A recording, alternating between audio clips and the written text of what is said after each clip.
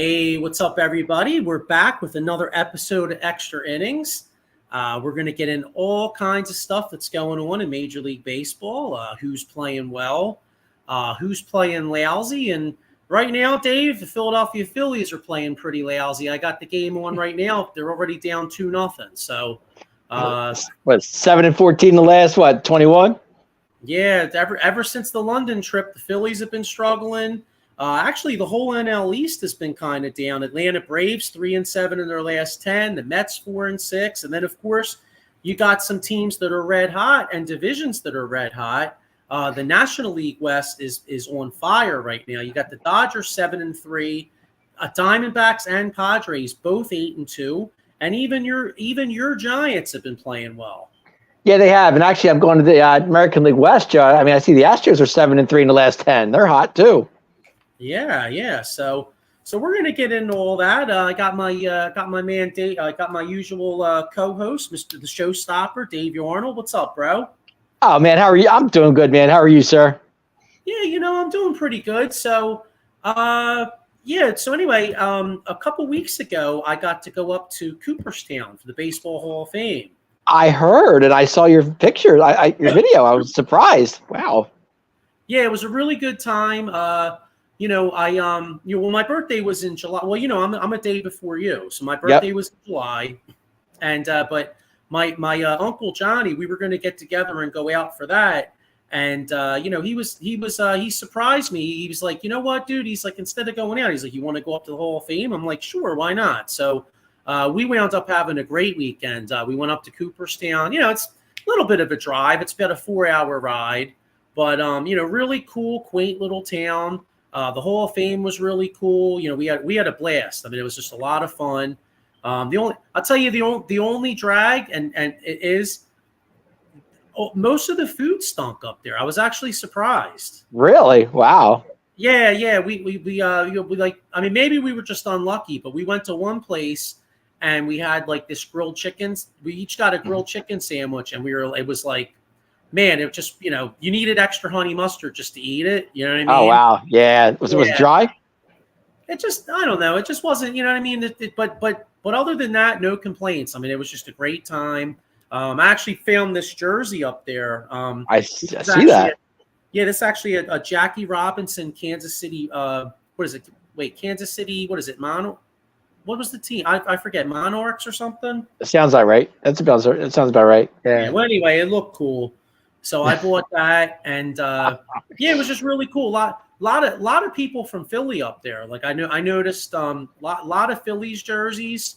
Couple Braves. That's the cool thing about it too. It's like when you're up there, it's just a celebration of baseball. Like you just see all 32 teams. Yeah, I mean, it makes sense. Yeah. And then we walked over. We checked out the Abner Doubleday Field. And like that was pretty cool. Like you had like they were like high school kids like playing on the field. Mm-hmm. So that would be pretty neat. But it sounds like you had a good time. I mean, yeah, it was a blast. And hang on, let me get a comment here. There we go. Oh yeah, I did it to him again. Just like last year, Paul Spencer said, "You're killing me, Joe. Pirates are falling fast."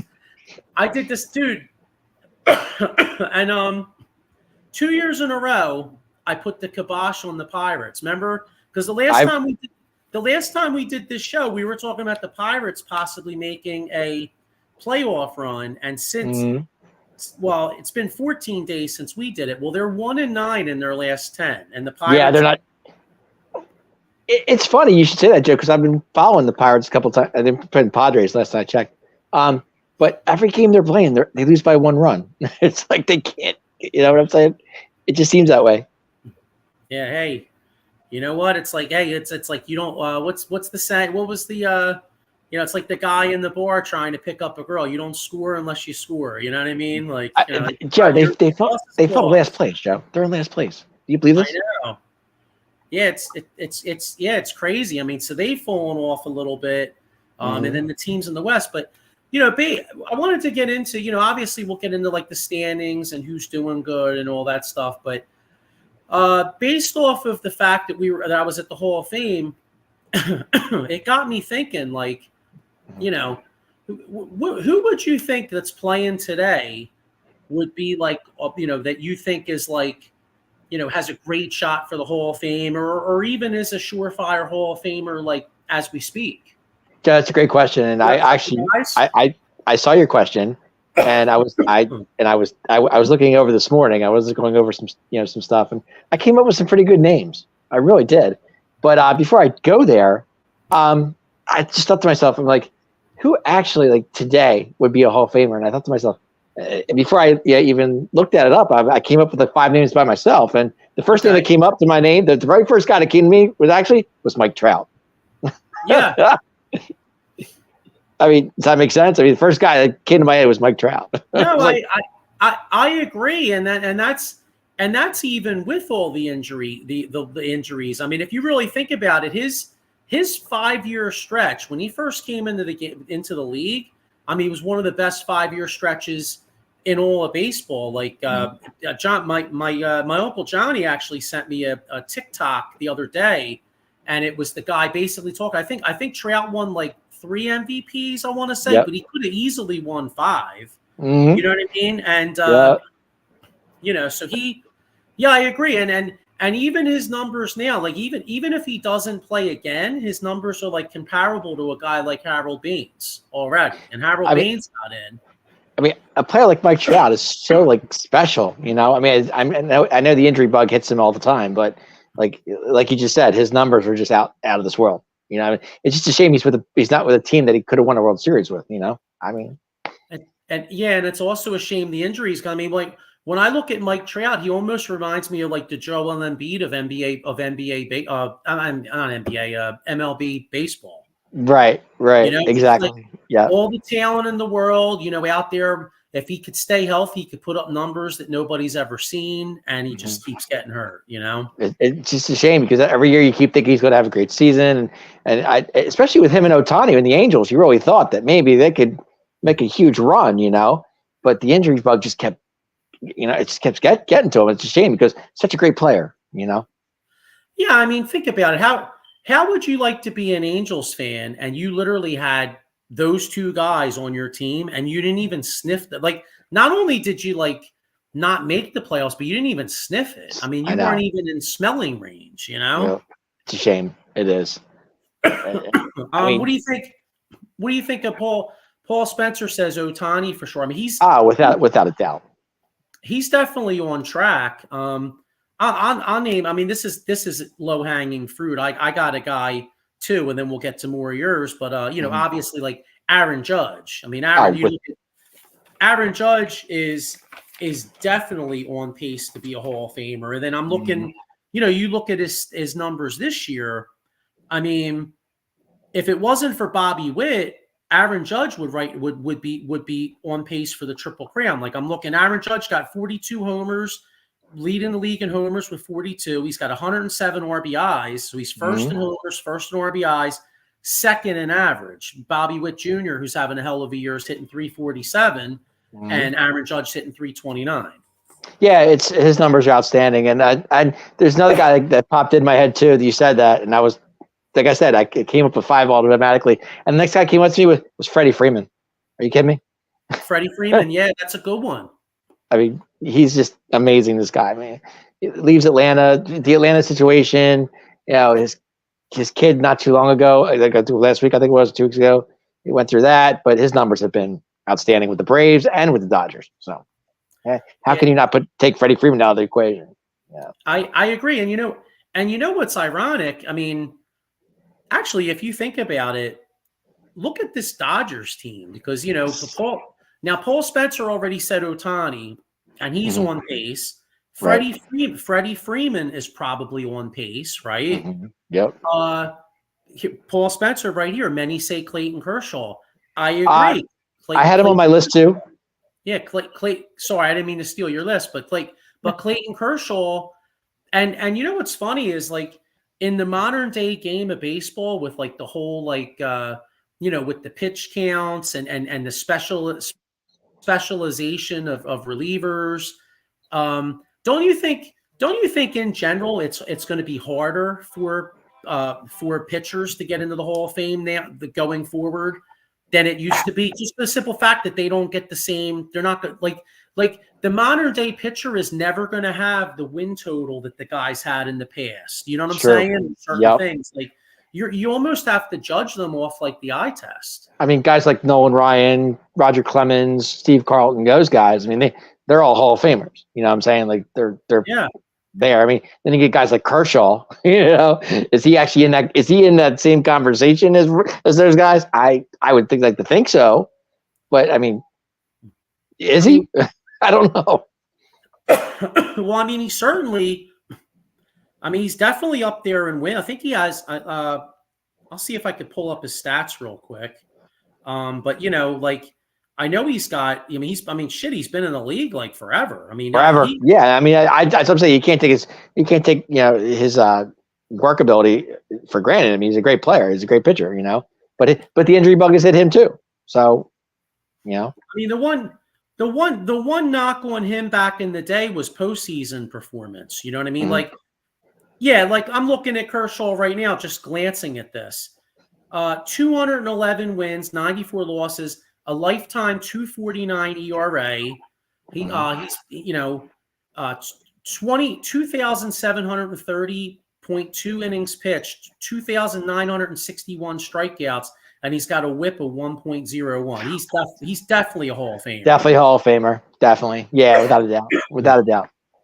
I'm trying to think another pitcher. I think it's good. I think it's good bet. A guy like Verlander, I think could be another pitcher. I was just thinking in myself. I had him ready. He was number 2 on my list. Gotcha. I'm sorry. I don't mean to steal your list. No, it's fine. It's fine. It's all good. It's all. I understand. And look at Paul Spencer here. He says Ichiro is available for the hole in 2025. He needs to be in first ballot. I think he's a first ballot. I mean, no doubt. His numbers don't lie. And I got an interesting one too. I was doing not really doing some research, but I was looking at some like rookie of the year type players, and in one of the little segments of the show I was watching. Interesting guy, Giancarlo Stanton. Now, yeah. I don't think he's necessarily there yet, but he's got lifetime 422 home runs. Now, if he could play a couple more years, if he gets to 500, I think it's hard to keep him off the list. Although the funny thing is, the first part of his career it's weird, really up until he went to the Yankees. Like the Yankees got him. And he's had a couple decent years, but really he did the bulk of his damage before he went to New York. Mm-hmm. Yeah, he did.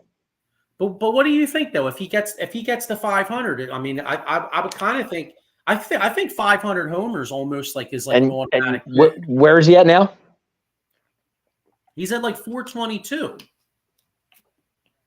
Okay, I would say if he gets to 500, that would be definitely I don't see why it wouldn't be. I mean, it makes sense. I mean, who else? I had Mookie Betts was on my list. Here's another one right here. Michael Kaepernick Jr., Max Scherzer, ETA 3.16. Scherzer, 216 wins. Yeah, I think modern day pitchers. If you have over 200 wins and that type of longevity, I got to think you get in. Well, actually, I have Betts and I have Verlander. What do you think about Verlander, Joe? Oh, I think Verlander, surefire. Okay, gotcha.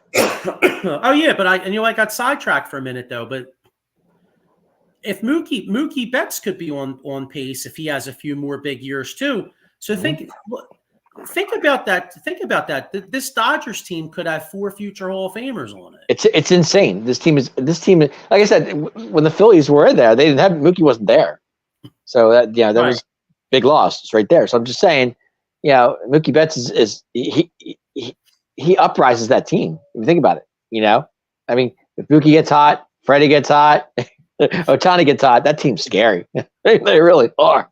But no, Mookie definitely to me is definitely Hall of Fame worthy. I mean, how many years left he has on his years? I don't know, but what, 5, 6, maybe 7? I mean, he's not. I don't think he's that old. So I mean, I think he has at least a solid 3 to 5 really good years left in him. Yeah, exactly. Yep. Actually, an interesting question. So since we said the Dodgers might have 4, I mean, you got to think as long as Harper doesn't get hurt. I mean, Harper's tracking to be a Hall of Famer. Yeah, he's definitely in that conversation. I would say so. And there's another guy from St. Louis, Paul Goldschmidt. Definitely Paul Gold. I mean, if you look at Goldschmidt's numbers throughout his career, he's tracking. Yep. And then a guy like Juan Soto. I mean, I know he's young, but if he keeps on his trajectory, yeah, I thought he was. Michael Papernick Jr. says Betts is 31. Yeah, well, he's 31. Okay.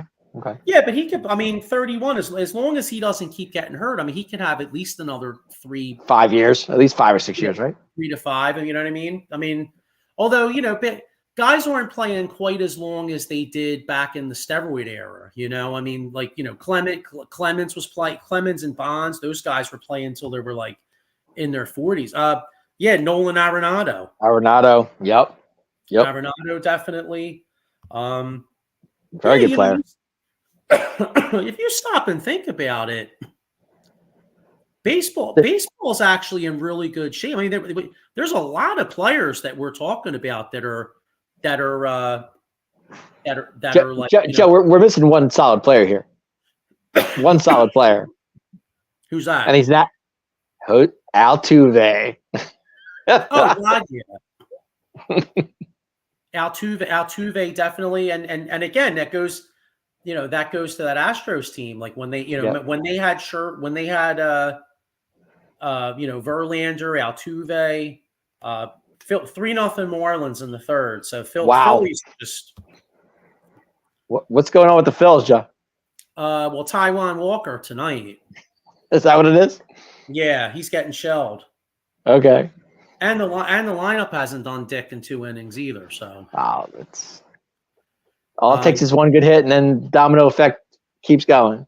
Yeah, but Major League Baseball is in good hands though. A lot of talent in baseball right now. You know what? Would you give Zach Greinke that? Would you put Greinke in that conversation, Joe?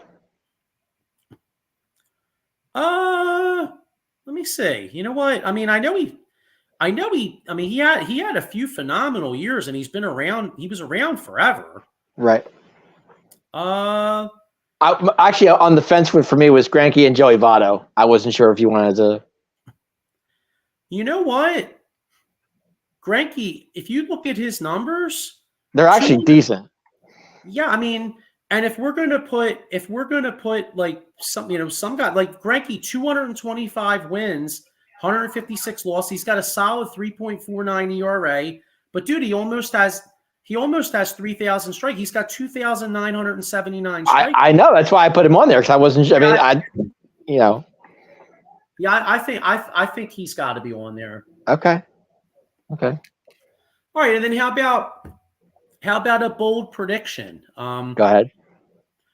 No, I mean, all right. A bold prediction as far as a young guy that's starting out that you think is going to progress to be. I would, if I had to say, I would say the player from the Orioles, Gunnar Henderson. Gunnar, yep, absolutely. Yeah, me too. You know what? And I'm actually going to go. I was going to say I would obviously agree with you on him. I would say his catcher, Adley Rutschman. Rutschman. Yes. Just for the simple fact that he's a catcher, and catchers that put up big time numbers. I feel like that, like, because of the position, that a catcher putting up numbers can make it easier a lot of times than another position, just because people respect the fact that the guy's the catcher putting up good numbers. You know what I mean? Right. Sure. Hey, Tony Pena. Yeah, boy. Gary Carter, Pena. Great catchers. Exactly. Tell you what, even the outs that Walker's getting are loud outs. Is Lance Parrish in there, Joe? Well, he certainly wouldn't have got in from his Phillies career. No, but with the Tigers, right? Yeah, I don't know. I don't think Lance Parrish got in. I mean, Okay. Lance Parrish had a good career in Detroit, but yeah, no, I don't think he I don't recall he I mean, yeah, he had 300 I mean, he did hit 324 career home runs. I don't think he's in. I mean, if he was in, I missed. I didn't see his plaque. Okay, gotcha. And I still remember. I mean, I was only a boy, and I had just started watching baseball. And I remember when the Phillies signed him in '87, and he was supposed to be a good. He was supposed to be a good addition. He didn't do shit for us. Yeah, well, you know. I remember that. I remember that off season. You know, the Mets had just come off winning the World Series, and the Phillies actually. They actually had a good year in '86. I think they won like 86 games, but they finished 20. They finished 20 behind the Mets, and then they go out and they go out and sign Lance Parrish, and next thing you know, he didn't do shit. Yeah, he wasn't too good when he came here, that's for sure. But I mean, when he was with the Tigers, though, he was good. Good catcher. Yeah. So, all right. Well, there's some of the. You know what? I'll make my bold prediction. Go ahead. Even though he's just starting out, I think as long as he stays healthy, Paul Skeens will pitch a long time, and he'll be a Hall of Famer. Yeah, actually, I agree with that. Question, Joe: was Doc Gooden in there?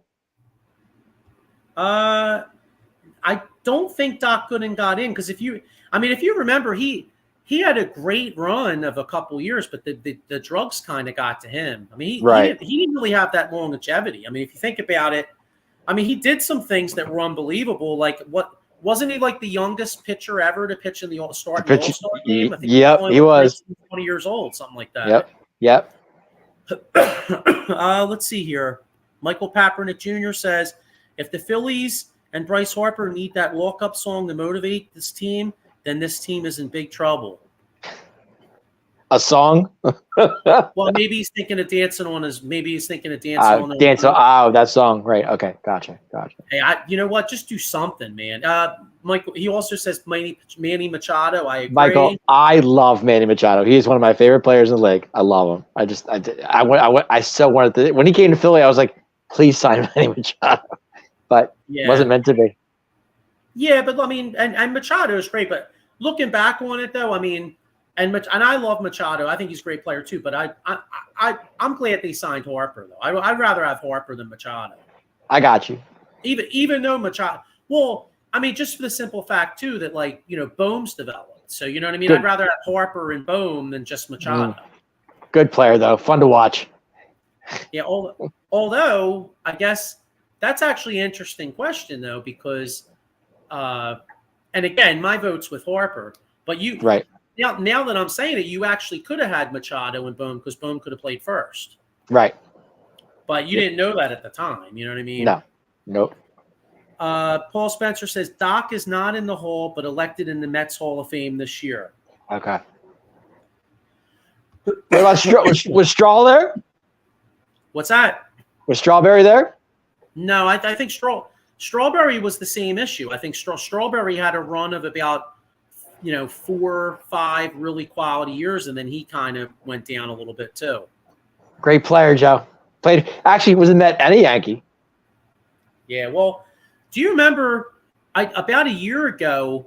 And again, as a Phillies fan, I had to hold my nose when I did this, but me and Mr. Bat Fry, the Bat Cave, Ken Fry. We did that was the last old school show I did. I'm still trying to get Paul Spencer to do the Cowboy show with me. We got to still do that. Right. I got you. Eventually, I think we'll do that. But the last old school show I did was actually on the 1980s era Mets, and it was in particular that '86 team. And that was so you talking about Doc Gooden and Darryl Strawberry actually brings back memories of that show because even though I'm a Phillies fan, obviously, that Mets team was that Mets era had a lot of personalities, man. Joe, that team sticks in my head for some reason. I cannot get that '86 team out of my head. I don't know why. I just cannot. Well, if you think about it, it was one of the best. It was one of the best World Series probably ever. I mean, not if you're a Red Sox fan because you had your heart broken. Bill Buckner. Yeah, but you know what's funny though? And again, Buckner came up small, but everybody forgets that game was actually tied when he hit that ball. That's true. That's true. Calvin Schiraldi pissed that game away. Well, they brought in Calvin Schiraldi and he fucked it all up, and then Calvin Schiraldi came in, and then Bob Stanley had a wild pitch. Excuse me. Sorry. Bless you. Yeah, I remember because Mookie Wilson came up, hit the ball right. It was right through Buckner's legs. It was perfect. Yeah. Then Ray Knight. I think it was Ray Knight was the winning run, if I'm not mistaken. Yeah, it was one of the famous calls by Vin Scully. He's like behind the bag, Buckner. He's like, here comes Knight, and the Mets win it. And ironically, I think in Game 7, from what I remember, and again, I was just a little kid, but I think the Red Sox got out to like a 3-0 lead in Game 7, and they blew that. Yes, they did. Yep. So yep. really tough ending for Boston fans. Paul Spencer with a comment about Mookie Betts. He said Mookie has many years left. He signed to 2032, 12-year deal. So wow. So there you go. Well, as long as he stays healthy, yeah, he should get the numbers to get in the Hall of Fame. I mean, it was funny because he just came back yesterday after the injury, and he goes to the playoffs. Because I was watching his Dodgers. I was watching the game last night, and he first pitch was right at him. He's like, "Whoa!" He backs up. He's like, "I just got here." Come on. I know he's gonna have PTSD as far as inside pitches, man. Yes. Yep. But then the one pitch took him off his feet, and he lost his balance. He's like, he gets up to the plate. He's like, oh my God, here we go again.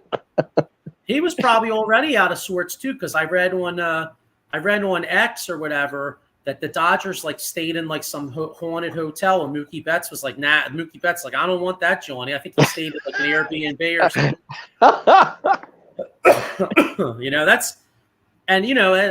That's actually a big series this week. It's Dodgers in Milwaukee. So yes, good series. Actually, Joe, I was watching the Braves Giants last night. 1-0 in 10 innings. What a game! What a pitching duel between Blake Snell and Chris Sale. Chris Sale, thank you, Chris Sale. Yes, amazing. Yeah, I didn't see it, but I fell asleep with the TV on, and I woke up and SportsCenter was going. Apparently, Blake Snell just threw a no-hitter he went to the 7th inning until the Braves got the first hit. It was Ozuna hit a single over third baseman's head. It's like, go ahead. That's a tough way to lose. Imagine you get a no-hitter in the 7th inning and you wind up taking the L. Yep, tough loss. I was like lost in 10. Great. It been back and forth. But the one guy hit a line drive to Sale and he caught it. I mean, it was like that thing was like a rocket. Crazy. I really hope I didn't jinx this kid. Paul Spencer says, "Damn, Joe. Now watch that Skeens have Tommy John surgery after you said the Hall of Fame." Joe, stop talking about stop jinxing the Pirates, Joe. I know. I gotta stop because I have no ill will towards the Pirates. I actually was kind of, I was kind of and was not because I didn't want to play them with their pitching. But I mean, as long as they didn't beat us, beat the Phillies, I was kind of cool with the Pirates playing well. I was too. I didn't have no problem with them. I love that kid. I can't think of his name. All-Star. Reynolds? No, yeah, Reynolds. Thank you. Why am I off? Yes. He's like the only guy he's like the only guy they paid. So he's good. He's got McCutchen. I mean, Cutchen's actually playing well for him. Yeah. What do you think of this comment? Now, I don't see this happening, but Michael Papernick Jr. says would fire Robbie if the Phillies lost the series to the Marlins. I don't see them doing that, but I definitely get the frustration, and I also think that it's time. It's baseball teams go through lulls, but it's time to get a little bit more concerned than it seems like they've been. I mean, they've this team's played like shit since like they're like 5 or 6 games under 500 since they went to London, and that was June 8th. But yet they're still 7. But they're still 7 games up. You can't panic. It's just Yeah, but that's in the division. But I'm talking about they're in dangerous territory of being the 3 seed, which means if you're the 3 seed, you got to play that 3-6 matchup in the first round. Yeah. Yep.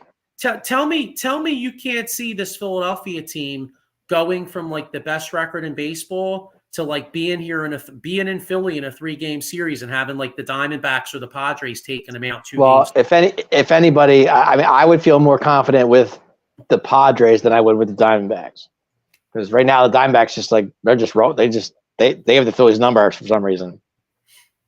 It's almost like they're in the Phillies' heads. Yeah, exactly. Yep. Got another comment here. Back it up, Big Binge podcast. Did the trade deadline trades throw off the Phils? Gave the O's for Anthony and got Hayes, who was hurt. I don't want to say that, but that's tough to call because I mean, right now Hayes is hurt, but when he was here, I mean, when he was not hurt, he was hitting the ball pretty well. So I mean, I don't, Well, here's what I would say. Like, Sir Anthony's pitched well in Baltimore. Has he? I really haven't checked. I mean, I've been watching the Orioles, but I really haven't followed him personally. Yeah, Sir Anthony hasn't pitched bad from what I understand. Soto sucks balls. Soto's given up 8 runs. My brother-in-law is a Orioles fan, and dude, I kind of like the Orioles too. Full disclosure. I mean, I find myself kind of rooting for them a little bit. They don't bother me, no. And but he was like, damn. He's like, what's up with this Soto guy? I'm like, don't worry, he blows. And like he's given up like 8 runs. So I mean, I can't really say. Here I got a comment here. Back it up. Binge podcast says, yes, Sir Anthony is taking over the closer role. Yes, Soto was terrible. You guys want Kimbrel? No, thank you. No, thanks. You start driving him up 95, we're going to turn his ass around. Actually, Kimbrel hasn't been doing bad though, has he? No, he started off strong. Yeah. But he started struggling a few weeks back. That's one of the reasons why they made all those bullpen moves, because they were worried about Kimbrel. Gotcha. Okay. Got another comment here. Michael Papernick Jr. says, growing baseball players with nicknames was cool. The Pirates had Pops, Snake, Parker, Gardner, Scrap Iron. Okay. Scrap Iron. Let's see. Are we saying like baseball nicknames? I like that. I mean, I like nicknames for guys. I always did. Dykstra was Nails, right? Didn't they call Dykstra Nails? Well, who's that? Dykstra. They called him Nails, didn't they? Yeah, they did. But yeah, man. So we'll see. We'll see what happens. But yeah, no, I don't know what Philadelphia's. I mean, I don't know what the Phillies problem. I mean, I think part of Philly's problem too is that Suarez, not having Suarez has really hurt this team because, right. I mean, he was on pace for more innings than he's ever pitched. He got off to a great start. And hang on, I got another comment here. Actually, before you go to that comment, what I was thinking was, would you put Phillips in the starting rotation and take Suarez out of there and put him in the bullpen if you need him? No, I think the bullpen's deep enough. Okay. I think you just need. I think you just need to get Suarez healthy. Like I think he threw a bullpen today, and they said that he looked halfway decent. I mean, that's the thing that the Phillies are going. If Suarez can't, put it this way, when it gets to the postseason, if Suarez ain't right, this team ain't winning shit. Is he the key piece? You're saying he's the key piece? Yeah. In that rotation? Well, think about it. Wheeler's your number one, right? Right. Say you get to the World Series, and I think it's a possibility. It could be, say Phillies are lucky enough to get to the World Series. It could be Baltimore or like say the Yankees, say Baltimore or New York, right? All right, you got Wheeler going game one. Well, Baltimore's got Corbin Burns, right? The Yankees would have like Garrett Cole, okay, if he's healthy. Now you go to game two. Baltimore's got the kid Rodriguez, right? Yeah. Yankees got Luis Gill, who's pitched extremely well, and the Phillies got Nola. Okay, I mean, to me, dude, Nola's great over the 162 because he'll give you a lot of innings, and he'll eat you a lot of innings. He'll pitch more good games than he doesn't. But are you that confident in Nola in a big spot? Because I'm not. If he's going to give me 7, I'm okay with it. Yeah, but I'm talking about in a big game, like all right, in the playoffs, two years ago, he pitched great against the Cardinals the first game, right? He pitched great against the Cardinals. He pitched pretty good against the Braves, but then when it got game 2 against San Diego, shelled. Game 1 World Series, shelled. Then last year, pitches good against the Marlins, pitches good against Arizona at home the first game. Game 6, you come home. You're up 3-2 at Citizens Bank Park, which, by the way, historically, since Citizens Bank has been opened up, the Phillies have the best home record in the playoffs in Major League. Actually, I think they had the highest winning percentage in Major League Baseball history, bro. Gotcha. In Citizens Bank. What does he do? He comes out. He didn't necessarily get shelled, but he certainly didn't step it up big. Right. You know what I'm saying? So, like, he's the guy. Go ahead. I'm sorry. My thing, I hear what you're saying. I get, but my thing is, okay, but you have Ranger Suarez, a bullpen. He's been there before. It's not the first time he's done it. You know what I'm saying? So if you were to have, say you have, Wheeler 1, Nola 2, Phillips 3. That sucks, man. Phillips 3. No way, dude. I don't. Instead of Ranger 3, I'm saying, but you have Ranger in your backup as your backup plan in the bullpen, though. That's what I'm saying. Like, I don't because I mean Sanchez is your 4. I'm sorry. Then Sanchez is your 3. Okay, Sanchez 3. Okay, that's fine. And then Phillips is your 4, and then save Rangers in your bullpen. I mean, I don't personally like that at all because. I mean, Sanchez was great in the first half, but it looks like the league's caught up to him a little bit. Oh, okay. Well, again, then put Sanchez in your bullpen and keep Ranger in the top 5. Yeah, well, yeah. I mean, hey, look. I'm going back, Joe. I'm saying this because think about it this way: when the Phillies put Myers in the bullpen, he did a great job. Yeah, no, I got you, bro. I mean, I'm not arguing with you. I'm just saying though, like. But I mean, how many guys do you need in the bullpen? I mean, they went out and got Estevez. Do you trust Alvarado? I don't, but ironically, I think Alvarado is the other big key to the team. Okay. I think Suarez and Alvarado are probably 2 of the biggest keys to the Philadelphia making a playoff. I mean, right now, your 2 top bullpen guys are Strom and Hoffman. I would think, right? And Hoffman's been leaking oil. A little bit. It's interesting. That'll be a debate that they'll have, going into October. Let's see what got a comment here. Paul Spencer says. Sorry, I'm off topic. My fault. No, it's all good, brother. Let's see. Paul Spencer says, who wins that AL East? Yankees and Orioles at 70, tied for best record in baseball with Dodgers and Guardians as well. It's funny. I've been thinking about this, and I still say the Yankees win. You know what? It's going to come down neck and neck, the way it looks right now. But I think the Yankees pull it off. Something's telling me. Interesting. Yeah, I mean, I think the Orioles win it, but I think it's going to. But I think that it's going to be a tough one because it's probably going to go down. It's probably going to be decided by like a couple games. Right. Mm-hmm. Let's see. Wheeler, Nola, Ranger, Sanchez, and Walker is only in the rotation because he makes like $18 million. True. Okay. Gotcha. Now in the playoffs, Walker won't be in it, but yeah, in the regular season, you need his ass. But I would feel like I don't know, like it's a good rotation. I'm not saying it's bad, but to me, if I would put Ranger in the bullpen, I would feel more safer. I really would, because at least I have somebody who can give me, could close it, or at least give me an inning or two. Yeah, but isn't that why they? I mean, what the hell did they get Estevez for then? They shouldn't even bother getting him. Good point. Forgot about Estevez. Mm-hmm. Yeah, that's true.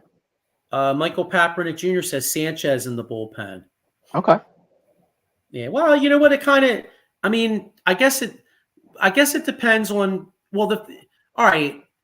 It depends on best of 7 or best of 5. Best of 5, you really only need 3 starters. So then Sanchez is in the bullpen in the NLDS. If if you're fortunate enough to get there, best of 7, then he probably has to start game 4, depending on off days. You know what I mean? Right. So, but hey, that's Philly's problems, though. You know what? Let's get in. They have a lot of issues. All right, let's get into the actual league here. So let's do it. All right, and then we'll do the standings. But real quick, I always like to touch on the rookies. Yeah, that's your part of the show. Yeah. So right now, if you look at the National League Rookie of the Year race, it looks like it's a 4. You could say it's a 4-way race, but probably really it's a 2. I think it's a 2-way race. You got Paul Skeens if you go pitcher. He's got a 2.25 ERA, 92 innings pitched, 115 strikeouts, only 20 walks. Mm-hmm. But you know who's really coming on, Dave, is Jackson Merrill of San Diego. I was looking at him. I really was, and he's been setting it up big time, stepping it up. Yep. Jackson Merrill of San Diego. First off, they got him playing center field. He's got 17 homers, 13 stolen bases. He's got OBP of .323. Slugging percentage of 483. So those two guys playing some really good ball. And then your guy Shota how do you say Imanja? I can't. Yeah, I know you're talking about. All right. Well, anyway, he's had a hell of a year as a rookie. He's got a 3.06 ERA, 123 innings pitched, 128 Ks, and only 18 walks. One thing that's really impressive about those two young pitchers is the lack of walks. It's Imanaga. Imanaga, okay. That's my man. and then lastly, in the National League, you got the Milwaukee Brewers, Jackson Chourio. He was really a highly rated prospect. He's got 14 homers, 16 stolen bases, OBP of .315, and a slugging of .429. So they're the top 4 in the National League for Rookie of the Year, so we'll keep an eye on that as the year goes on. The American League, I can't find where I wrote down the stats, but I know the Baltimore Orioles, in their race with the Yankees, Colton Cowser is the odds-on favorite for Rookie of the Year, and ironically, the guy that's actually pushing them is Luis Gil, the pitcher from the Yankees. So, and kind of an interesting little subplot as both those teams battle for the AL East. You have 2 guys battling for the Rookie of the Year, and whoever wins that division could also decide the Rookie of the Year. I kind of like Imanaga, to be honest with you. No, I meant in the American League though. American League, sorry. Okay, right. Okay, gotcha. Michael Papernick Jr. with a comment here. He says his bullpen is closer Estevez, 8th Hoffman, or Alvarado Strom. Okay. Yeah, so we'll see. Strom's been leaking oil too. So what's that? Hasn't Strom been leaking oil a little bit too? A little bit. I liked how he stuck up for his teammate last year and last week and hit that guy in the back. Yeah, he did. So got him good too.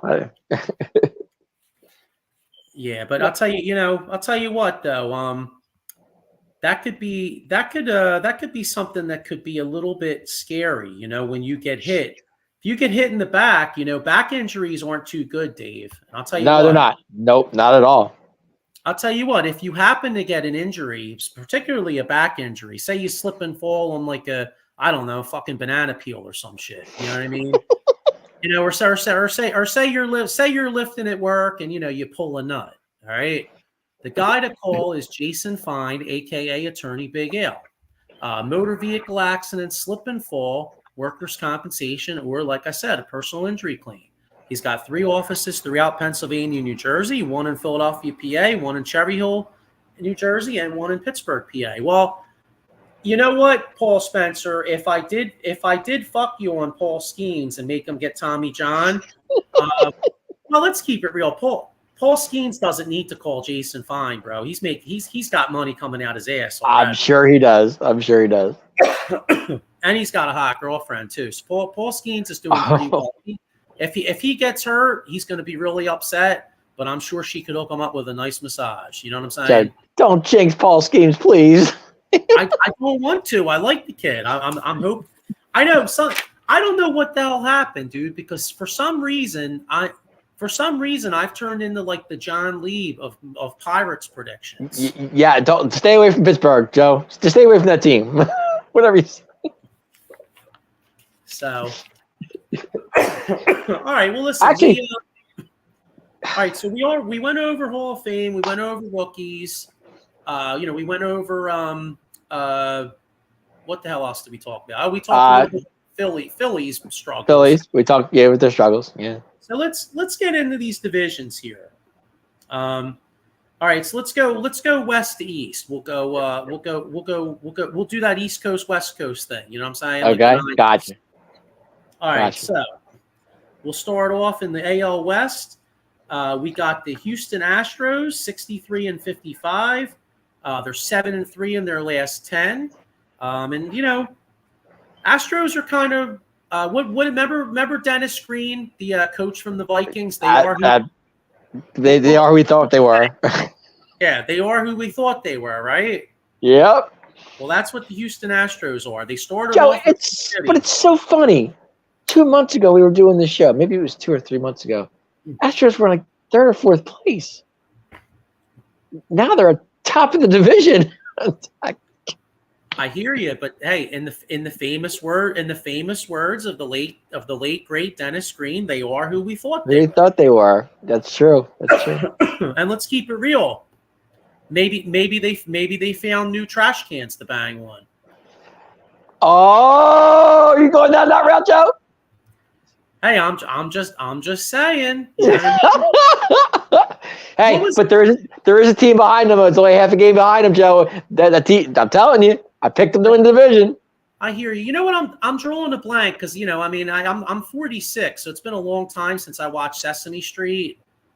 Well, I did watch it a little bit with my son, but who the hell was the guy in the trash can? Was it Oscar the Grouch? There you go. All right. Well, maybe Oscar the Grouch is helping the fucking Astros out. All right. How can you forget about Oscar the Grouch?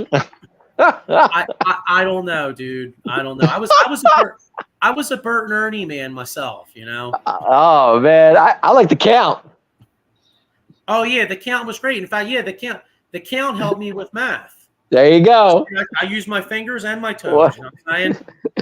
One trash can. The guy. I'll tell you what. If the Phillies had the count right now, he'd be counting the 0 because they ain't doing shit. It's 0. It's 3-0 in the 4th. It's still early, Joe. Give it time. Remember the count? He just keeps counting. Well, he has nothing to count, dude. How about a run? Fuck. All right, so Astros first place, rightfully so. And I hate the Astros. I'll never forget what they did to us in 2022. Oh, Joe, let it go. Let it go. Well, they also cost me about $2,000 in 2017 because I had Yankees World Series tickets already fucking sold for Yankees Dodgers, and I was watching Game 7 like it was like the fucking. I was watching Game 7 like I had my life on it. I mean, meanwhile, I didn't have any money on it, but I had the tickets because I had gotcha. Tickets. And I watched that game, and they teased me all game. They lost like 1-0. Joe, what's the saying of the iceberg movie? Let it go, let it go. Yeah, I know. Well, I'm not letting it go. No offense to any Astros.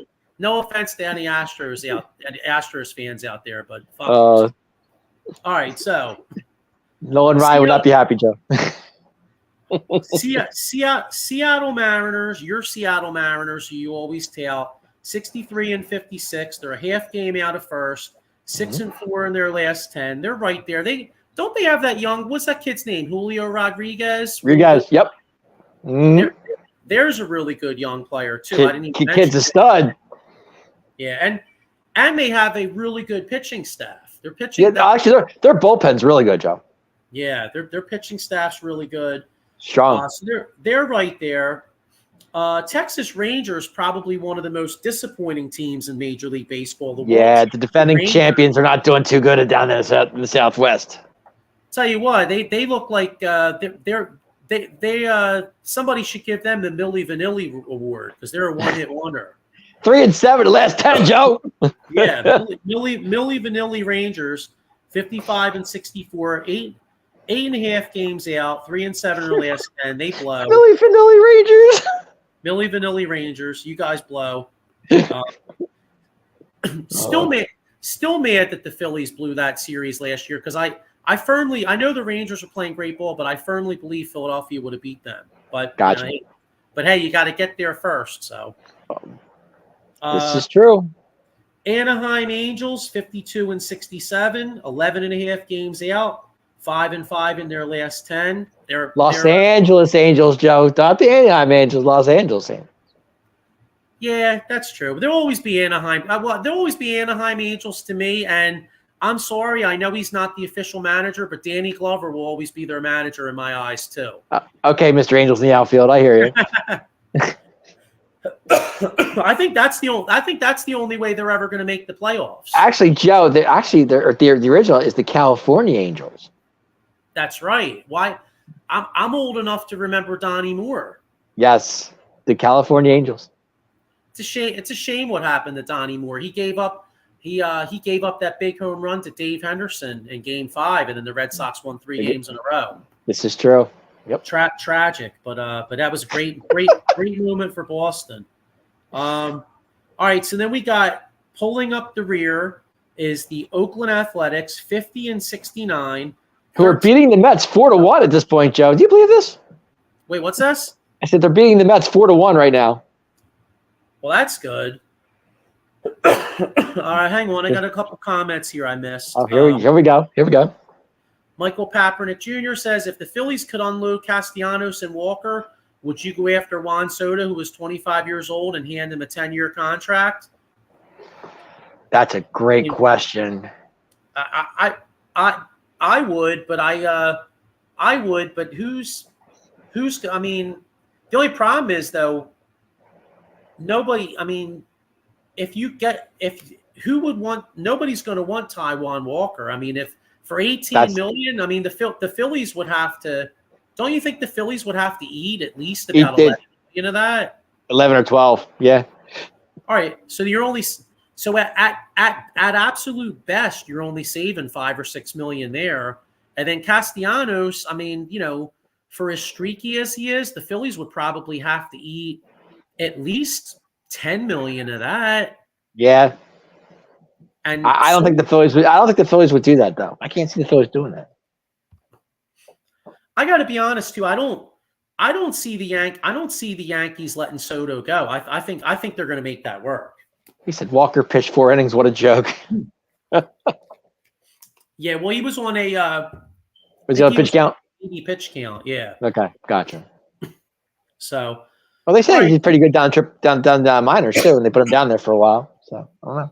What's this? They said they said that he was actually doing pretty good down the minors when he was down there for a little bit. So. Well, he should have stayed down there. He sucks. All right, let's go to the AL Central here. AL Central. We got the Cleveland Guardians, 70-49, 3-7 in their last 10. Yep. I'm sorry, man. I know maybe it's politically incorrect, but it's so hard for me not to call them the Cleveland. They were the Cleveland Indians my whole life. They even made Major League movies, and now I got to call them the Guardians. Guardians, yeah. What bullshit is that? But anyway, they're in first place. Only 3-7 in their last 10, though, so they're struggling a little bit lately. You know, Joe, it's actually getting so bad. It's actually getting so bad for the Indian teams. You know, that you can't call them anymore, like the Redskins and the Guardians. when you go to it, like if you take your kid to a like say you take it to a gymnastics facility and they sit in a circle, you can't call it Indian style. You got to call it crisscross applesauce. What is that? Are you kidding me? I don't know, man. I don't want to get too into it, but I just feel like in general the world's getting kind of soft. But that's just messed up, Joe. Messed up. All right, so second place we got the Minnesota Twins, 66-52, 3.5 games out. They're 6-4 in their last 10. So really, Minnesota's been playing well lately. They have. They really have. They're making a little run. You got the Kansas City Royals, 65-54. 5 games out. They're 5-5 in their last 10. They got the batting title right now leader, Bobby Witt Jr. My man. Hell of a player. Great him.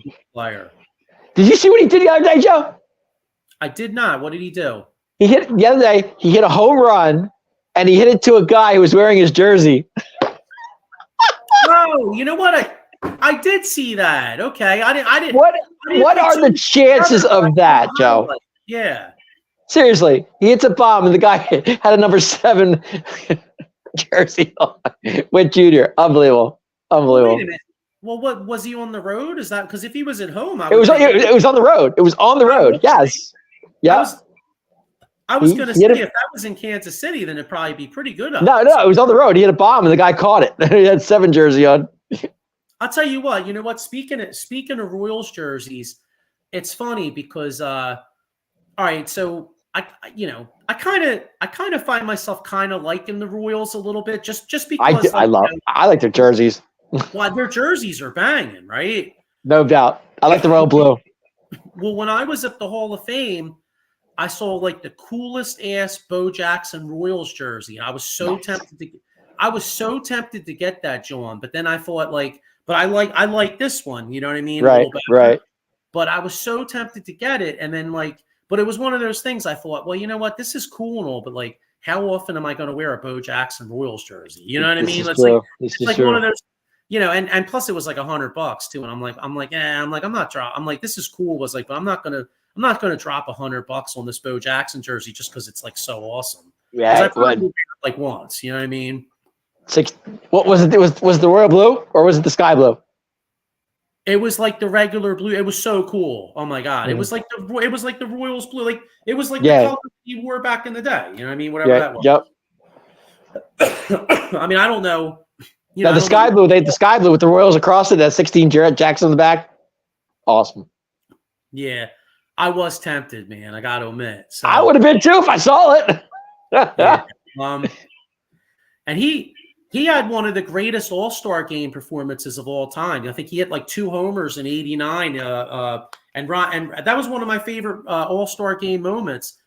He had a home run. Ronald Reagan was in the booth talking to Vince Scully and I think Bob Costas or something like that. Was he eating jelly beans too? What's that? Was he eating jelly beans? Oh, I don't know. Maybe. Ronald Reagan's favorite candy was jelly beans. Oh wow, I did not know that. He actually on his desk and in the office he had a candy jar. It was all jelly beans. That's interesting. Well, you know what? There's actually a really good movie coming out this month about Ronald Reagan. I forget what it's called, but Dennis Quaid's playing Ronald Reagan. It looks really good. I've been looking forward to that. Yeah, I don't know what it's called, but I saw the previews. It looked pretty good. Did you see Back to the Future? I did, yes. Who's president of the United States in 1985? Ronald Reagan. I got a comment here about Juan Soto. Michael Packard Jr. says, well, rumor is Soto wants to play for the Mets as he grew up a Mets fan. Well, shit. Hope that don't happen. Oh, God. Could you imagine? Michael 7-1 A's over the Mets. What is going on here, Joe? I don't know. Maybe Brent Rooker's the guy that I wish we got, Rooker. I know he can't play the field, but it sure would be nice to have a guy hitting right now. Unbelievable. We had, what's messed up? We had guys that couldn't play the field before. I mean, Pat Burrell ran around like he had a fucking piano on his. Don't mess with my 5, Joe. I hear you, but he couldn't run for shit. You're telling me this guy Rooker couldn't at least on that shit? I hear you. 3 home runs. Michael Kaepernick Jr. says, I think the Phillies should start a fight with themselves like in Major League the movie. Yeah, they should do something. Major League the movie. Paul Spencer says anything can happen. 11-2 White Sox over the Yankees yesterday. Yeah, it was actually 12-2. Yeah, well, they kicked their ass. All right. So what do we got? We got two more teams in this AL Central. We got the Detroit Tigers, 56-63, 14 games out, 4-6 in their last 10. They're a little better than I thought they'd be. That kid, the pitcher they got, Scooble, is like really good. Mm-hmm. Yep. He's good. He's like one of the – where the hell is he at? Yeah, he leads all baseball in earned run out. He's got a 2.57 ERA, and he's also got 13 wins. He's tied for the – so Scooble right now is actually probably on pace to win the Cy Young in the American League. Gotcha. So that's something to look forward to. Sure, why not? What's that? I said sure. Yeah, and then last place, one of the worst teams ever in Major League Baseball, the Chicago White Sox, 29-91, 2-8 in their last 10. Yeah, but huge win last night over the Yankees. Yeah, can you imagine? You realize they're so shitty that, like, remember, you ever see the movie 8 Men Out about the Black Sox? Yes, I've heard of it. I heard of it. I didn't see it, but I've heard of it. They suck balls so bad that nobody would even have to bribe them to lose. They're like, nah, we're cool. Just go out there and play your regular game. Crazy. You know what I mean? They wouldn't even have to cheat.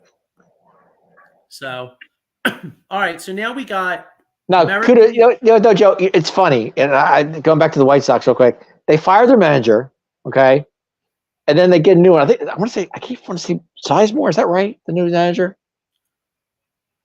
I have no idea, bro. Okay. Anyway, I want to say I want to say Brady Sizemore. Anyway, they get a new manager.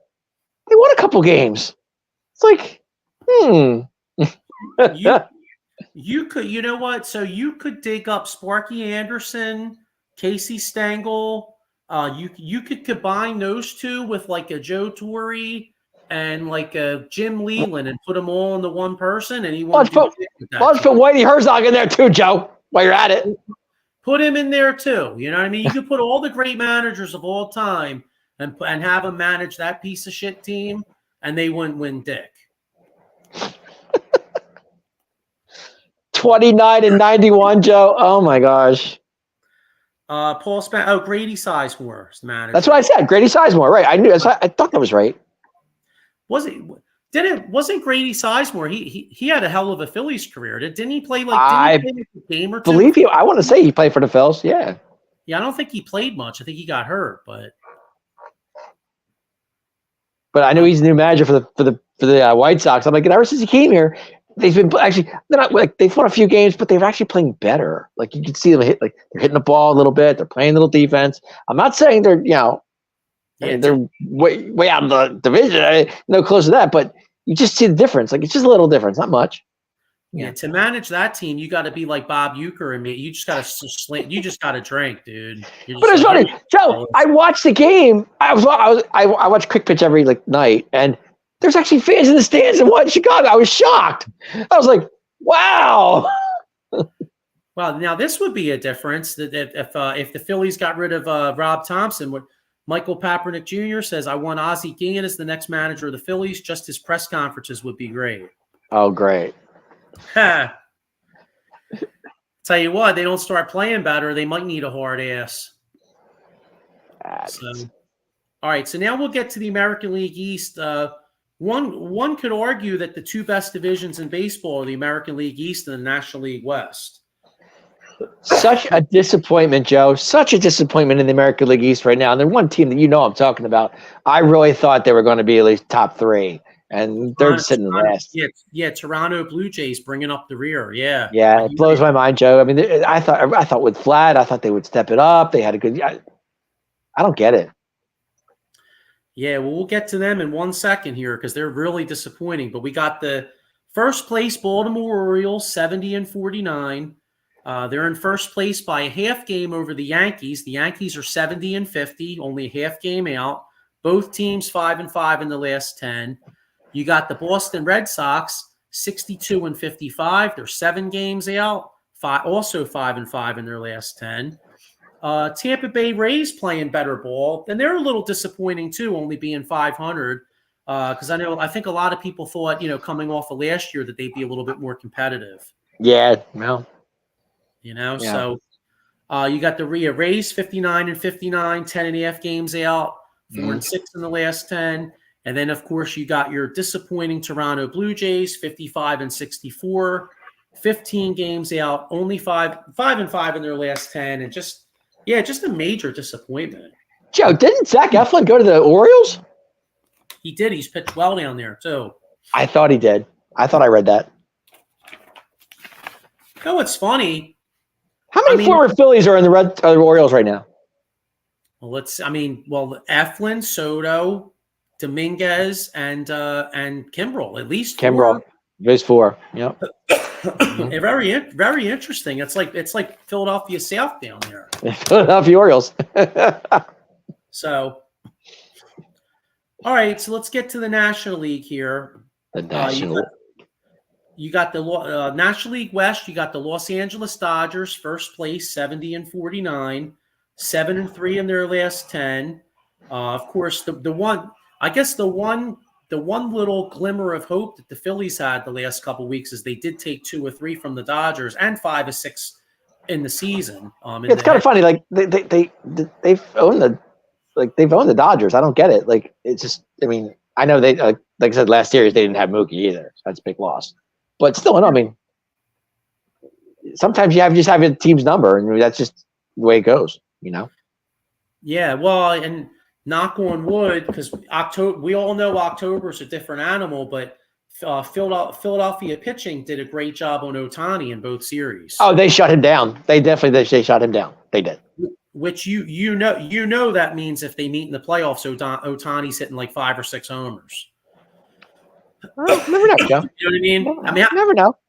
No, I know, but I'm just kidding, kind of. But how many times though do you see a team that like kicks another team's ass all year, and then the playoffs come, and it's like a totally different story? This is true. Yeah, you got a point. And I was too young. I was too young, so I wasn't watching ball yet. But I heard the story about that it actually happened in '83. I think the Dodgers kicked the Phillies' ass all year in 1983. And then the Phillies beat them in the playoffs. Gary Matthews kicked their ass, and it was like league championship MVP. Getting hot at the right time, Joe. That's what it's all about. So now, right behind the Dodgers are 2 teams that are both red hot right now. Yes. The returning National League champion, Arizona Diamondbacks, 67-53, only 3.5 games out. They're 8-2 in their last 10. They won 4 in a row. Diamondbacks are really scary. Really scary team right now. Just took what? 3 out of 4 from the Phils? Yeah, 3 out of 4 from Philadelphia. And the one thing, and I'll tell you, a move that the Diamondbacks made that maybe a lot of people didn't necessarily notice, but if the Phillies and the Diamondbacks in particular match up in the playoffs, getting AJ Puck, how do you say it? Puck. AJ Puck. Okay, AJ Puck. Well, I'll tell you what. With all our lefties, I'll be puking because I can't. Joe, but there is a certain player that it's a Philly killer, Joe. That's on Arizona right now. Josh Bell. You got it. That scares me too. So I feel like it's almost like they made those moves just to beat the Phillies. They possibly could have. Because think about it, late game situation. You got like a Schwarber and a Harper and even like a Stott coming up or a Marsh, and you bring in Puck, that's going to be an issue. Yeah, you got that right. Puck's good. He's a good reliever, Joe. He's pretty good. Yeah, so, all right. So then we got the San Francisco Giants, 61-60. They're only 10 games out. They're 6-4 in their last 10. They have an outside shot of getting in. I mean, right now, 10 games out at first, but yeah, wild card. I was gonna say, yeah. I mean, you're not gonna make up 10 games, but the wild card. I mean, they got 60 losses. Atlanta Braves have 56. So, Yep. and then of course Diamondbacks and Padres have 53. So isn't it ironic? Well, I'll get to the NL East in a minute, but looking at the wild card race, I mean, who would have thought the Braves would be fighting for the third wild card? It's amazing to me, Joe. Between Arizona and San Diego fighting it out, and then you get Atlanta in the third spot. Well, like I said, the Mets are right behind Atlanta. They're not far back over the game.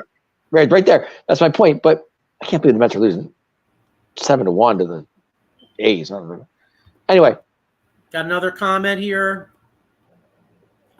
Michael Papernick Jr. says, well, if the Phillies meet the Diamondbacks in the playoffs, that's a problem because Robbie can't outmanage another analytical manager.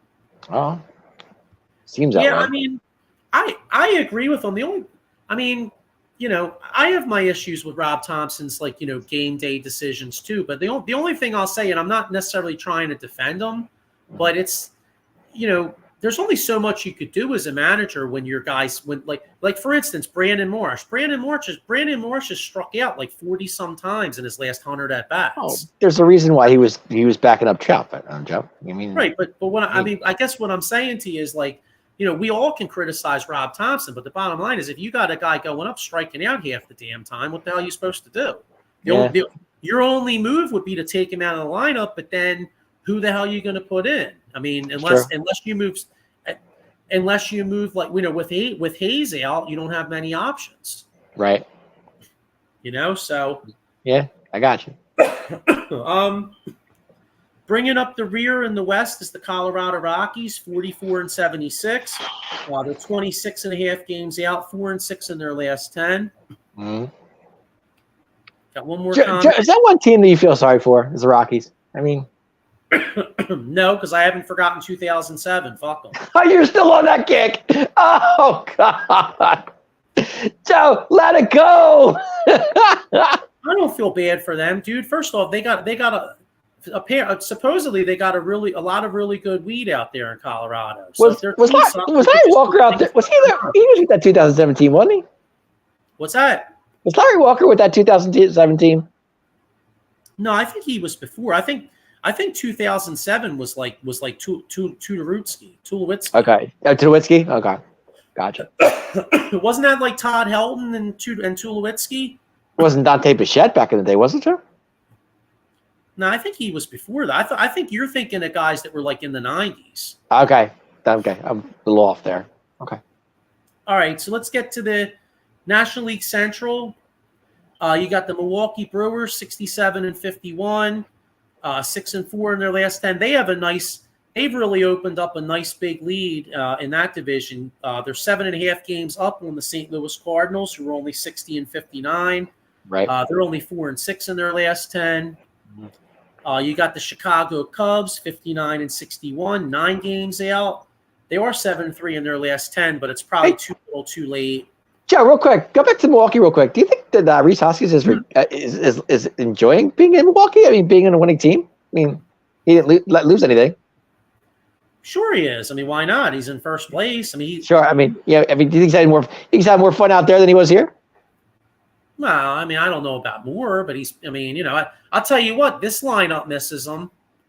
Yeah, for sure. You can't tell me this Phillies team that this Phillies lineup would be so much better if Bryce Harper could be playing right field right now and Hoskins was at first. I agree. That's the bottom line. But it seems like to me that he's having a good time out there, though. He's having fun. I don't know. I mean, I'm watching him. How could you not? You're on a winning team. This is true.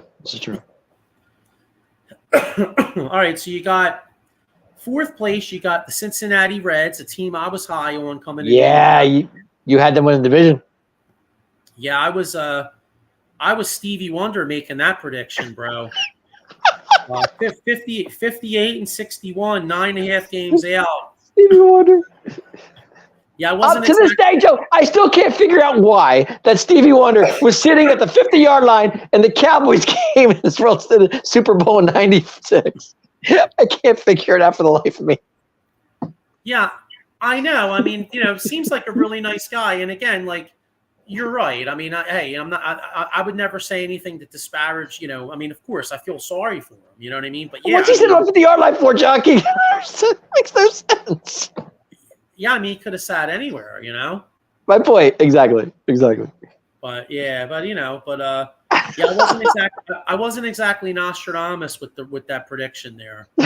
No, actually, it was. But actually, Cruz is killing it out there. They have a good team, Joe. They're just not putting it together. You know what? You know what's funny?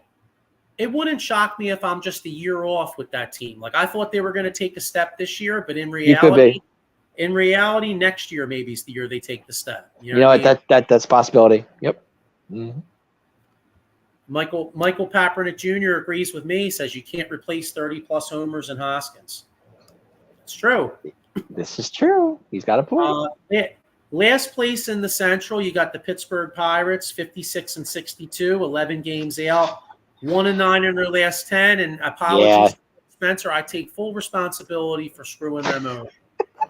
Well, like I said earlier in the show, I said how many one-run games have the Pirates had in the last 2 weeks? A lot.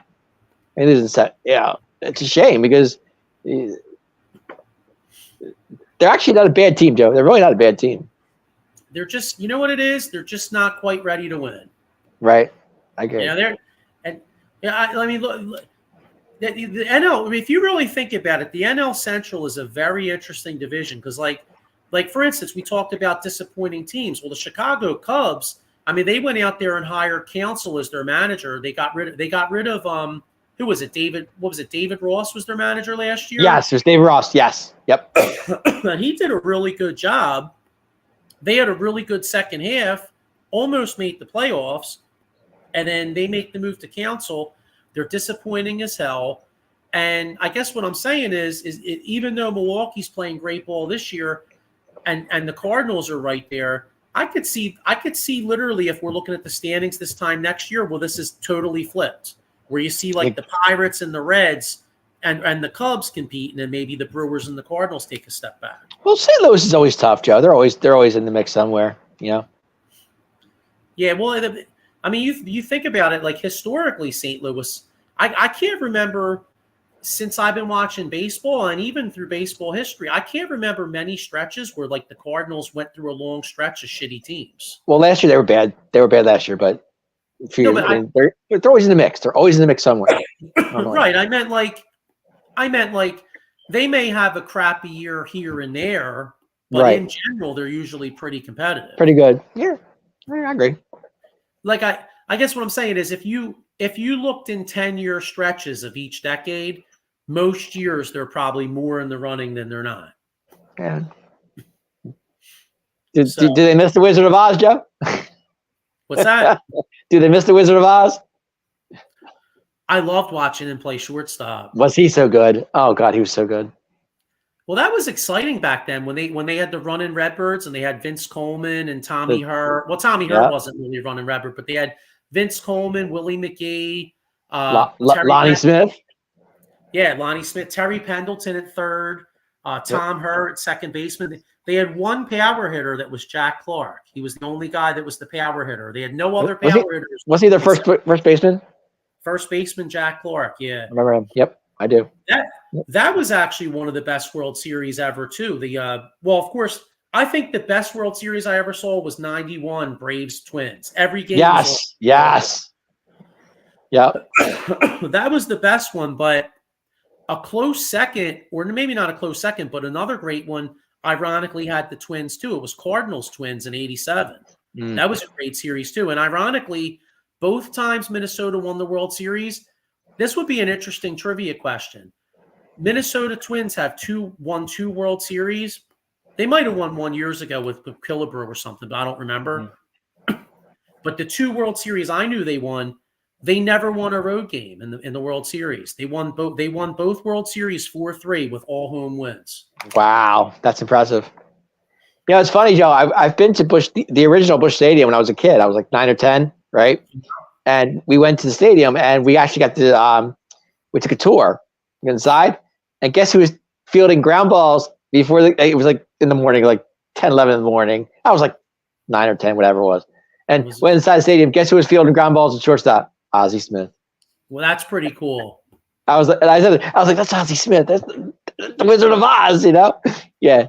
So I guess he was practicing for the game. I don't know what was going on, but he was sitting there. He was taking ground balls. He was throwing them first base. I was like, dude. You just reminded me of something that was cool at the Hall of Fame too. They had like one little section, and it had like these videos of like famous plays or like from like World Series, and of course they had the Bill Buckner one, right? But one of them was the '85 Cardinals where they got screwed on that play at first base. Oh, that's right. I forgot about that. That was like a major play in that World Series. The guy was like clearly out. They called him safe. Wasn't the Cardinals closer Bruce Sutter at the time? That I don't remember, but I just know big beard Sutter. Oh God, he was huge, big dude. Yeah, I just know it was all Missouri World Series, Cardinals Royals. Wow. So, all right, let's get the NL East out of here, and then we'll wrap this up here. Sounds like a plan. So Philadelphia Phillies 69-49, 4-6 in their last 10, and just absolutely hideous right now. I'm going to try to put the reverse mush on them. They're about to be 69-50. So knock on wood, maybe they knock on wood, Judge. Like I said, it's only the 7th inning. Sorry, Mike. Yeah, Mike Zimmerman says you had to mention Buckner. Yeah, sorry, bro. You know what's funny? That was my first year watching baseball, and I hated the Mets because I was a Phillies fan, obviously. Right. And so, to be honest with you, I was really kind of partial to the Red Sox all those years after that, and until they won the World Series. Like I wanted them to win the World Series. You know what I mean? Like right. I was rooting for Boston to win the World Series like every year they made it after that. You know, or at least especially in 2004. Like in 2004, like I was rooting hard for the Red Sox. You know what I mean? Because of that. Was Clemens there in 2004, Joe? No, 2004 was Schilling and Pedro. Pedro, that's right. Okay, my fault. And then 2007 they won it again. That was Josh Beckett. Right. Well, okay. Beckett and Schilling. Schilling was still there in 2007, but it was oh, hang on.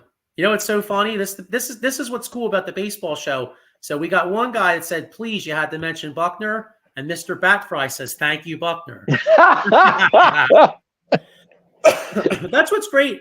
That's what's great about baseball, though, man. Thank you, Buckner. You know, there's so many different perspectives, and that's another cool thing about baseball too. How one moment can change like everything. You know. Yeah, this is true. Yep. How about, well, I mean, hey, you want to upset a Red Sox fan too? Just say Aaron fucking Boone. Who did more coke on the Mets? Oh wow, yeah. Well, you know, supposedly those plane rides. I forget the book. Somebody wrote a book about that team. Basically said it was like the Wolf of Wall Street every road trip. You know what I mean? Like the plane rides, it was like Wolf of Wall Street. They did everything but midget fights, I think. Oh God! Hey, Dykstra was a Met too, guys. Don't forget about that. What's that? Dykstra was a Met too before he was a Philly. So I can't forget it, dude. You hear Lenny Dykstra talk right now? Christ, it sounds like he took a bad trip. And I love Dykstra. He backed up Mookie Wilson, didn't he? What's that? Did he back up Mookie in center? I think they had like kind of a platoon thing going on. But I'll tell you what, though. Remember, if you talk about greatest playoff performers of all time, like most clutch type players, mm-hmm. Lenny Dykstra might be on that list. I mean, think about it, dude. In '93, that team was amazing. Look at what Lenny Dykstra did in '93, right? Right. And then also not just that, but the '86 Mets. I mean, Dykstra hit that huge ass home run. I want to say it was Game 3 versus the Astros. He won the game. Sounds about right. Yep. You know, hang on right here. Ken Fry says Lenny was selling it to Doc, Darrell, and Keith. And then Michael Papernick Jr. says Dykstra backed up Mookie. I thought it was Mookie. Yeah, I thought it was right. Yeah, I kind of remember them. It wasn't necessarily a straight platoon, but I kind of remember them both playing a little bit. But then again, I mean, shit, I was 8 years old, so I mean, but it was a long time ago. Paul Spencer says, I'd say the king of Coke is Dykstra, and I was a pit boss, and he dropped a huge bag of Coke on the blackjack table when I was there. I was like, wow, he just put back in the jacket and continued. Wow. Let's see. Michael Papernick Jr. says Lenny 50 pounds of muscle he put on 93. Yeah, he took magic vitamins, and then you know what? Hey, if we're talking about clutch players, what's funny? Nobody was more clutch than Big Papi. This is true. And you think about it. That Red Sox team had 3 of them because you had Kurt Schilling. I mean, when I think of postseason performances, Schilling's up there. Josh Beckett from the 07 team, because not only 07, but also the 03 Marlins. 03 Marlins, yeah. Josh Beckett was clutch. And I'm going back a little bit, but on the 86 Sox, Dave Henderson, and also Oakland A's, Dave Henderson was a great clutch performer too. I could see that. Eileen C. says, my Yankees are terrible right now. They'll come out of it. Yeah, well, hey, they're not doing worse than the Phillies. Hi, Eileen. Thanks for checking in, Eileen. So, yeah. Sorry, I just lost. Yeah, I hit something on the laptop. I just lost something. All right, yeah, 2 more comments and let's finish this division out. All right, sounds good. Yeah, thanks for checking us out, Eileen. Ken Fry says Papi always seemed to come up big in huge spots. Definitely. He did. Then we got we see Lenny or Pete Incaviglia, which did more juice? Ooh, probably Lenny that year. I would say Lenny. Was always kind of Inky V in left field. Ugh, scary. Yeah, that team was fun though, man. That was a fun year. You know what? That team was fun. I have to admit, it was fun. Yeah, and let's keep it real. They played a role in Big Daddy too. Remember Big Daddy? Did Fergusi lose that World Series in '93, Joe? What, by putting Mitch in? Yep. Should he have kept Mason in there? Yeah, I mean, you could see Mitch had nothing left from Game 4. I mean, you know, everybody. Would you have left Roger Mason in there? Is my question. I would have done anything, but put Mitch in. Mitch had nothing left. I got you. So I mean, I don't know if Roger Mason could have gone another inning, but I mean, even if you had to put a starter in for an inning, you couldn't. He had nothing left. No, he didn't. You know, Michael Papernick Jr. says, remember the car commercial when Schilling said he was driving to Boston to win a World Series? Yeah. Actually, no, I don't remember that one, but that's it. That sounds like an interesting. I don't remember that one, but I do remember the bloody sock, Joe. That was great. Yep. Michael Papernick Jr. says Jim Fergosi smoking cigarettes during the press conference was classic. Yes, he was. I remember that. Well, Leland did the same thing when he was with the Pirates. Yeah, and the Tigers too. Yeah, Leland's sitting there smoking in the dugout. Are you kidding me? Yeah, that was old school, man. So, all right, let's get ready to wrap up here. Let's wrap up this division here. You got the Atlanta Braves, 62-56, 7 games out of the division, 3-7 in their last 10. Still holding down the third wild card, but very precariously because the Mets are right behind them. Yeah, 61-57, 8 games out. So they're and like I said, if the Phillies keep losing, who knows? This might get a little dicier. Then you got the Nationals, 54-65. They're 15 and a half games out, 5-5 in their last 10. The Nationals could be a year away from being relatively competitive. I mean, they have some young players on that team, Joe. They're pretty good. Pretty good. I know one of them's on. I think one of them's on the IL though. I think he's injured day to day. They have another they have a kid. I think his name's Wood in the minor leagues. That's supposed to be like a really, really good prospect. Mm-hmm. So I got one more here. The Florida Miami Marlins, 44 and 75. They're about to be 45 and 75. 25 and a half games out, about to be 24 and a half games out, 4 and 6 in their last 10. Still time, Joe. It's only the 7th inning. I know I'm doing everything I can to change the mojo. And by the way, speaking of the Mets, make sure you check out tomorrow, 11 a.m. with Ken Fry, the Bat Fry. I'm sorry here. I misread that. Check out of the Box Sports tomorrow at 11 a.m., the Bat Cave with Ken Fry. And then at 8:05 p.m., all you college football fans out there, College Football Frenzy is back with Bill Furman and Paul Spencer. Great show. They'll break down all the, college predictions. What the hell do you call that shit with the transfer portals? Who's going where. So they'll break down all that info. And then Dave, you'll be back tomorrow night with the Cowboys show, them 215 boys with Dave Yarnell and Paul Spencer. Yeah. So, which I'll tell you what, even as an Eagles fan, and you and Paul are both my boys, and let's keep it real. I mean, as an Eagles fan, obviously I don't like the Cowboys, but I will say I do like your show very much because I like to get that perspective of your team. You know what I mean? Like what you guys think, and we're still waiting on a signing, Joe. Yeah, what I'm kind of curious to see what you guys think of Jerry Jones being all banged up last week. Well, it's funny. I don't want to go there because for a different show, different time. I get it, but I did hear some rumors for Mr. Lamb yesterday, so I'll bring it up tomorrow. So, sounds good. But I got another comment here, and then we'll get out of here. Okay. Here we go. Paul Spencer says college football, SEC tomorrow, and Deion Sanders drama in Colorado. Oh, how fun! Yes. Enjoyed talking about that, Mr. Fuji. Yeah, so that'll be interesting.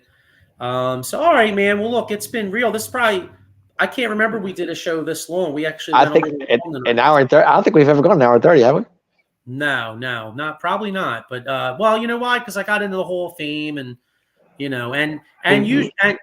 usually the Commander show was on at 8:30. And I just wanted to usually yes, send our condolences to Steve's family or whatever.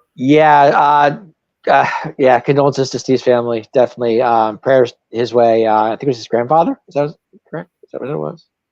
Yeah, well, just sending prayers out there, and that's another great show too. The Commanders Gridiron.